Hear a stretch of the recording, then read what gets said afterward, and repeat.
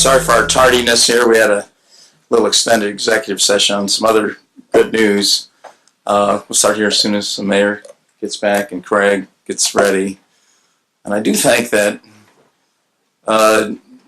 we had a bunch of things to talk about this evening, but one of them was our presentations relative to the other taxing units on our plan for use of future TIF dollars. However, other than Councilman Stimley, I'm not seeing representatives from the other taxing units here, unless I'm just mistaken. So, I don't know, Debbie, do you know anything or not? Oh. Well, we just need to decide if we're going to go ahead with our presentation of the taxing units. So that's, okay, so this is our public announcement for this, and yep. I'm glad to see Councilman Stimley here, so he'll be in the know. And I'll let, let's see, who do we want to have? Maybe Randy, Andy, one of you guys want to give us kind of a... well, we've got a presentation. Okay, great. I need to get this screen up too, if you can. Yeah, no, that's just on blank. We're all set. I just blank it out until we're ready to go. So, Oh, okay. All right, that's fine. Okay, so... we're good. So we have, in essence, we have a new statutory requirement this year is that we actually have to have a public meeting with our other potential taxing units in the community to describe how we're using our tax increments for the good we're doing here, and to let them make arguments one way or another whether give us their input on what they think we should do or not. So, are you about ready, Craig? Or? Yeah. All right, so let's have Andy Bowser come up from Baker Tilly Municipal Advisors, and maybe you can do a better job explaining what I just tried to mumble through for us and why we're here, and thank everybody else in the community for joining us. Certainly.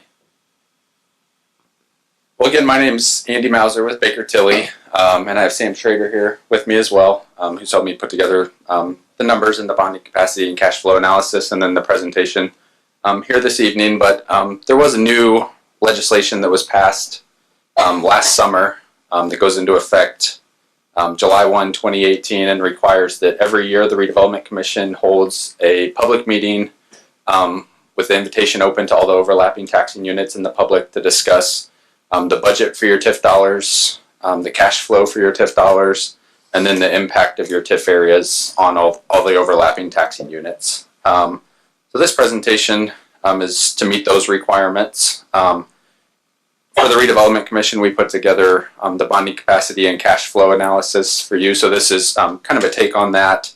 And that's what we presented to the City Council a couple of weeks ago.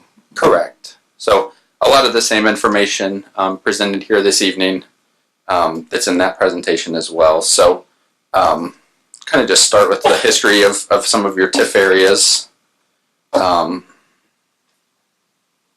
of starting on slide 5. Shows the history of your North Side downtown TIF area, the community center number 1 expanded urban renewal area. That TIF area was originally set up in 1986 and was what was known as a legacy TIF area. Originally had an unlimited life. There was new legislation in 2015 that limited the life of that TIF area, so it expires now at the end of your 2015 Wabash Street bonds that were issued several years ago, so it'll expire in 2040. Okay, just if I might ask a question along the way too. Sure. Besides commissioners. Sure. So does that include any new area that's added to the TIF on the north side? So any new portion has a new life. So if you were to add a new area today, it would have a new 25-year life. So you have. But I think there was 1 or 2 additions earlier.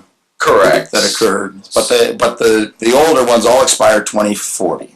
The original portion of the original portion, then the new stuff will expire sometime beyond 2040. Right. So your first expansion was in 1997, which was the casino and some of the surrounding area around the casino, and it has a 30-year life. So it'll actually go through 2027 So we've got about 8 years left on that area. And actually, when the expansion expires, there's $95 million of assessed value that's currently captured as TIF that'll be returned to the tax base at that time. So now you just confused me on the.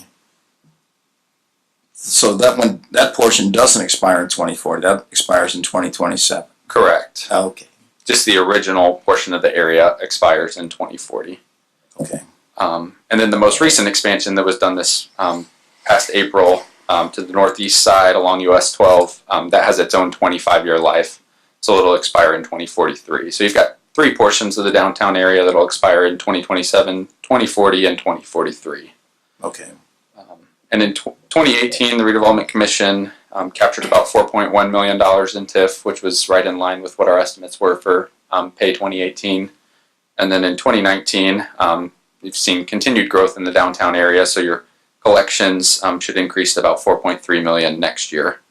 When that expanded portion of the area goes away in 2028, your TIF collections will drop down to about $1.6 million, which is something we've always accounted for and structure debt obligations around that drop off in future years. So that's kind of the history on your downtown area. You do have 3 outstanding obligations payable from your downtown Northside TIF. They're all payable from tax increment and then backed by property taxes, but those property taxes have never had to been used or simply put in place to add additional security on the bonds and bring the lowest interest rate on the bonds when they were initially issued. So the 2010 Lafayette Barker bonds, $9.5 million originally issued. You've paid down about $3 million on those, and they'll be fully paid off in 2033.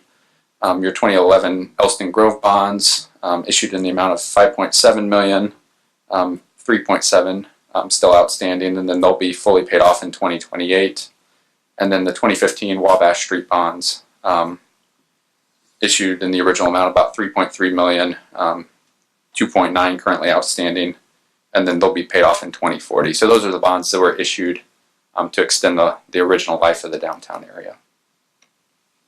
And then we did look at 2 projects that the Redevelopment Commission's identified as potential future projects that could be paid from a bond obligation, one being Central Plaza project. So we've looked at a $7 million project for the plaza, which would include project costs, design and engineering fees, and then that would be paid back over about a 20-year repayment. So we're paid back by 2040, and then those would also be paid by your downtown Northside TIF and then backed by property taxes as well. And then looked at potential future station block project in conjunction with the South Shore double track. So about a $5 million project there. Also a 20-year repayment, and that'd be paid back around 2040. So even with those additional future obligations, your downtown TIF coverage would be about 1.4 times. Your TIF dollars that you collect would be about 1.4 times your total debt obligations. So still plenty of money available for other projects. Which is then what we've tried to illustrate on slide number 8. Takes a look at your TIF collections, the outstanding bond obligations that the Redevelopment Commission has outstanding, and then those future illustrated bond issues that we talked about, the plaza and the station block project. So looking at using your current balance in the downtown area, projects that the Redevelopment Commission is committed to in 2019 and 2020, and then also some future projects that the Redevelopment Commission has identified, including park improvements, potential lakefront hotels, things like that. There would be additional projects to accumulate TIF for and then make those payments in the future. So healthy balance and healthy TIF collections, but then also obviously plenty of potential future projects in the future as well to kind of plan for and utilize that TIF for. So that's the downtown area. Starting on the next slide, we'll take a look at the south side area. And it's similar to your downtown with 3 different pieces. So it was originally set up in 1997 with a 30-year life. So that piece will expire in 2027. And at that point, $89 million of assessed value that's currently captured will go back into the tax base at that time. So pretty significant impact in 2027 as well from the south side area. In 2012, the area is expanded to pick up the Dunes Plaza Shopping Center. That has a 25-year life, and it'll expire in 2037. And then the mall was added in 2015 with a 25-year life, so that area can be captured through 2040. So kind of a staggered expiration on the south side area as well. In 2018, your collection's right around 2.9 million, right in line with the estimates, and then slight growth in the area should increase to about 3.1 million in 2019. And then once the main portion of the area expires, that'll drop to around 400,000 in 2038 once that area expires. So for the south side area, 3 currently outstanding debt obligations. The 2011 bonds, those were issued to refund 1999 bonds. They were originally issued for the town center project. Those bonds have almost been fully paid off. They'll be paid off at the beginning of 2021. And all these obligations also have been backed by property taxes, but then have always been paid from TIF. Property taxes have never been used on these as well. 2015 bonds also are refunding. Those refunded 2007 bonds that were originally issued for County Road 400 North, and they'll be fully paid back in 2028. And then the 2018 bonds that were issued last year for the Ohio Street project, you've already paid down about $600,000 on those, and they'll be fully paid back by 2039. So then for the south side area, potential future debt obligations would include the potential South Shore double track financing. The Redevelopment Commission's portion of that would be around $12.2 million that would be paid back from bonds as well as from some of your south side cash on hand. And we've looked at an amount of bonding around $3.5 million that would keep your TIF coverage at around 150%, but we can certainly refine that when we get closer to actually issuing those bonds in the future. And then those would be paid back over a 20-year term as well. So then on slide 13, looking at the south side area cash flow, your current balance, healthy with future projects identified in 2019 and 2020. That would include a large down payment on the double track South Shore project as well that would reduce your balance.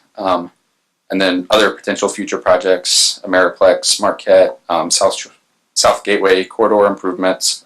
So again, additional projects to certainly plan for and build that TIF for in the future.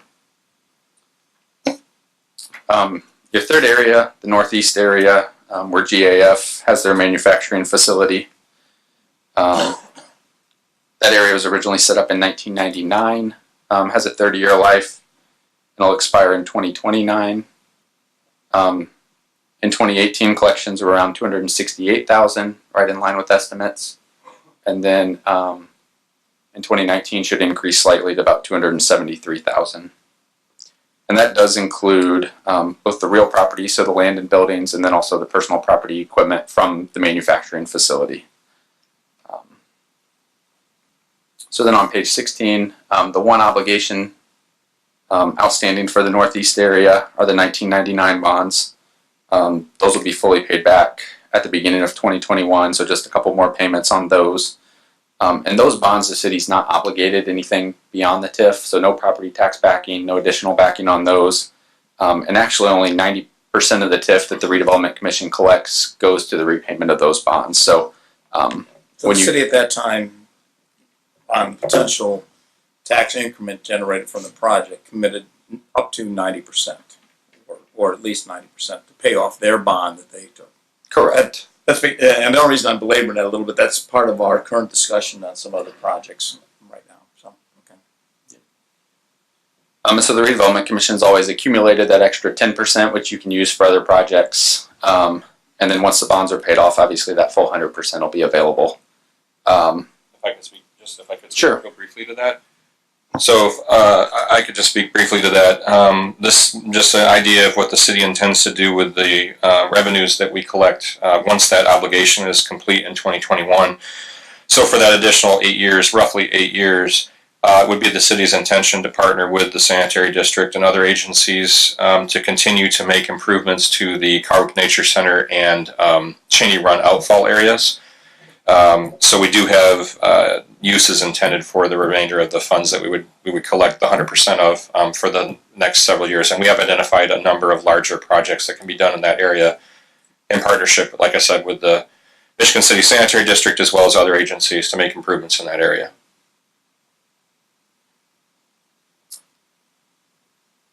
And so we've identified some of that, I guess, on slide 17, some of the more immediate projects that Craig had identified, the Carwick Nature, Cheney Run projects. So you do have a little bit of a balance in the northeast area, but with some of those projects, you'll see kind of a spin down, potentially either this year or next year in that balance. And then beginning in 2021, rather than just capturing and holding on to that 10%, the Redevelopment Commission will have the full under $273,000 available to it. And then your final TIF area is the east side area, was set up in 2015, and it actually has a 25-year life. You've not issued any debt payable from the east side TIF, so that 25-year clock has not started. The 25-year clock will start once debt obligations are outstanding. And then working with the county, we do think that collections, you should start to see TIF collections come in on that area in 2020, and there has been some growth.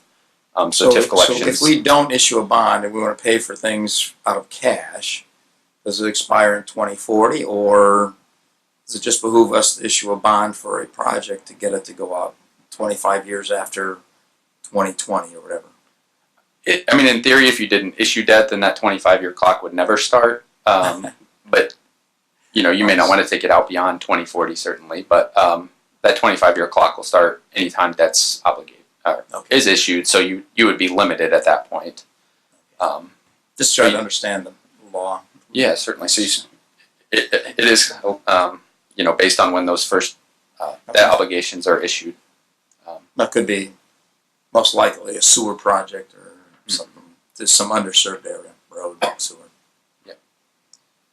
And that area has not collected anything as of yet. So, even though it was created back in 2015, there haven't been collections up to this point. So it should begin in 2020. And so is there any specific actions we need to do with the county to ensure that it does start in 2020?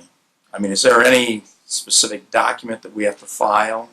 The Redevelopment Commission's taken all its appropriate action, and we've worked with the county to make sure that those collections should come in 2020. So we'll definitely keep an eye on that. Because I think some of us were anticipating them well in front of 2020.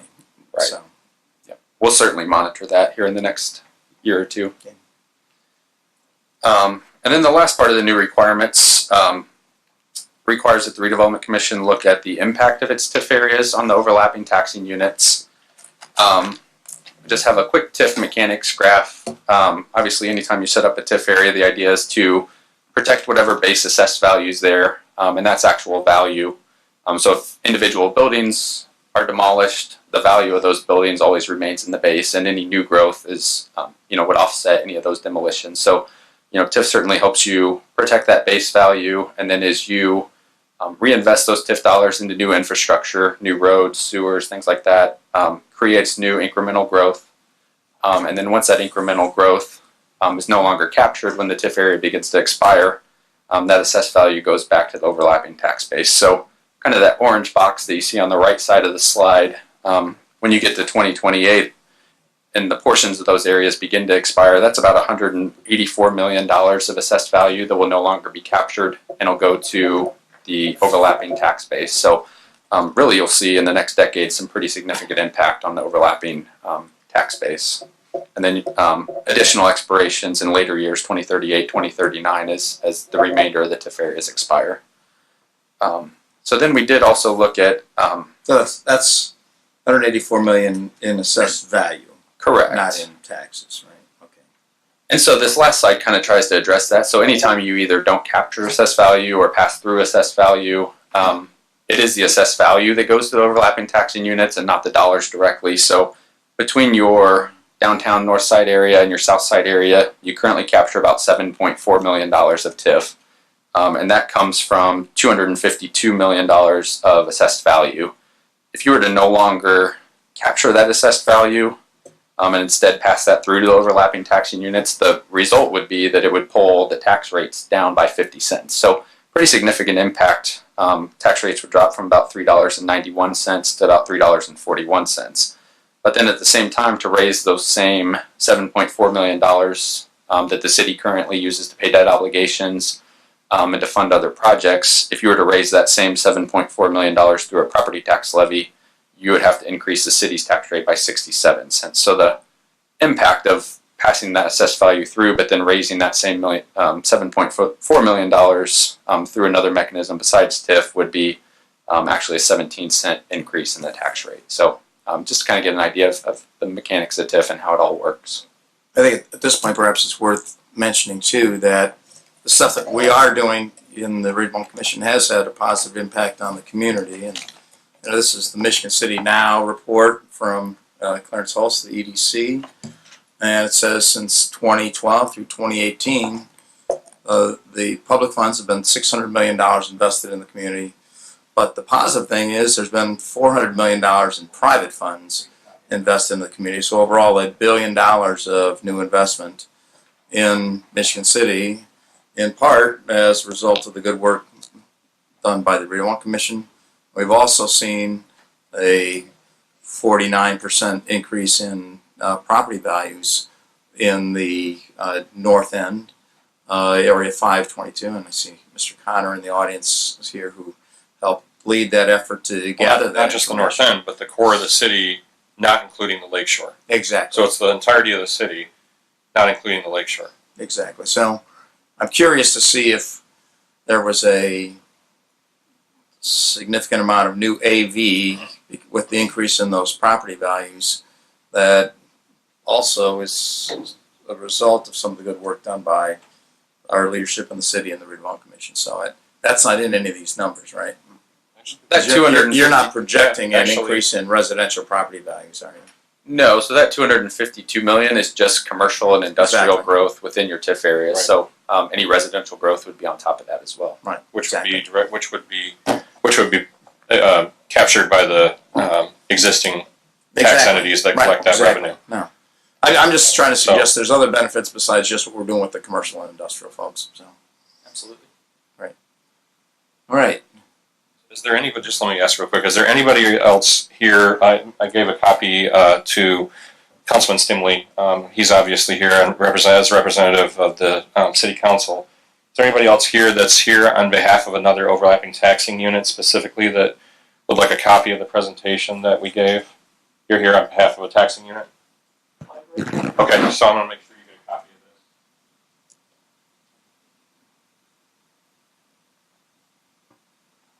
I didn't know who was in the audience. Right. Well, and I think since this is a public meeting for this, that we should offer to both of those representatives the opportunity to make a comment or ask questions while Absolutely. we're here. So either one of you would like to make a comment or ask a question? Councilman Stinley?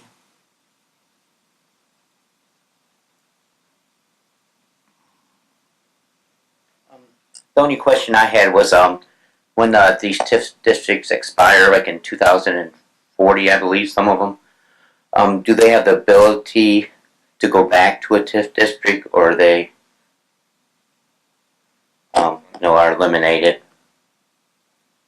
So once a TIF area ends, either ended by choice or ended because it hits its expiration date, it could be set up as a TIF area again, but at that point its base value would be reset to whatever value's there at that time. So the $252 million that's been picked up as growth, if the area to be reestablished, that $252 million would be included in the new base value.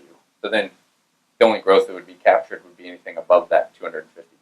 So that $252 million would go back to the taxing units. Okay. And it would be reset, the base would be reset, so that from that day forward, anything new that happens in terms of additional revenues collected through increased development, in that area, that could be captured in the form of a new, newly established TIF district. But everything that was established before would go back to the taxing units. All right. Thank you. Thank you. Any questions, comments from the library? First, If you want ahead, to come to the please. microphone, if you don't mind. If you would identify yourself too, please, for the record. My name is Chip Clausen. I'm controller treasurer at the library. I was asked by Don Glossinger just to sit in. A lot of this is new. For us over at the library, we deal in circuit breaker, and the circuit breaker really throws a really monkey wrench, although we've been able to anticipate that reduction in revenue that we get. We have certain goalposts with which we'd like to have our budget, but a lot of this I don't think has any impact. When you're talking about the 3.9%, it's the multiplier on all the assessed valuation. I'd like to get with Mr. Schultz and say every year there's going to be an increase no matter what on assessed valuation so that we can give increases in salaries and things like that. So a lot of this is new to me and I'll have to study it, but I don't think it really impacts us that much. And I think what you're doing is really good at this point. But we're a small number compared to the 136 funds that you have over here and everything else that's going on and the special counsel that you have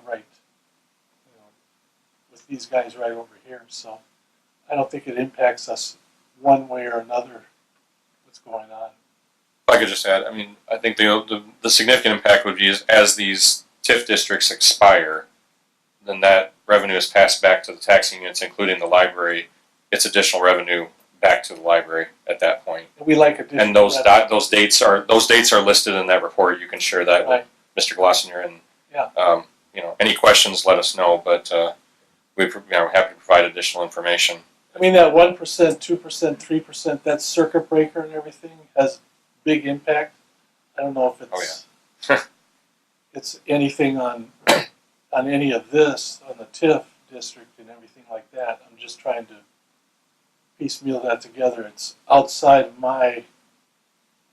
what I'm looking at and how we're trying to, manage our budget, manage everything that we do. So I'm just waiting for the growth quotient to be issued, which hasn't been. I'd like to see that come out. And then we grow our budget based on that. So a lot of this is fairly new, but we'll study the numbers. All right, thanks. Thank you. All right, any other entities, or even since this is a public meeting, comments from the public? Anyone else like to comment? Fellow commissioners? Mr. Chairman, I'd simply like to thank the presenters today, Andy and Sam. I think in reviewing the report, for any questions any of us have had as we've talked about the timing and things, this is a very comprehensive step, especially for a first time presentation, and I found it very rewarding. Thank you. Well, we are, I think all of us are in a learning process to some extent, and having good counsel makes a big difference, so that it's better for us to know what we're talking about rather than just kind of haze over generalized things. And it really does come down to the numbers. And what we're trying to do, obviously, is eliminate blight and improve development, quality development in the community. And some of the reports are at least showing that on a broad base that is in fact occurring. And we do believe in the individual projects that we're working on are having a positive impact. So, any comments from Craig or legal advice? As we said, we were required to have that presentation to the overlapping taxing units as per new rules of state statute. And if there are any other questions from anybody else in the audience, then I would suggest that we adjourn and then convene the regular meeting. All right. So we'll adjourn this is our special meeting. There are additional copies of this presentation available up front if anybody wants one. So we'll adjourn our special meeting in terms of the presentation of our report to the related taxing districts and start.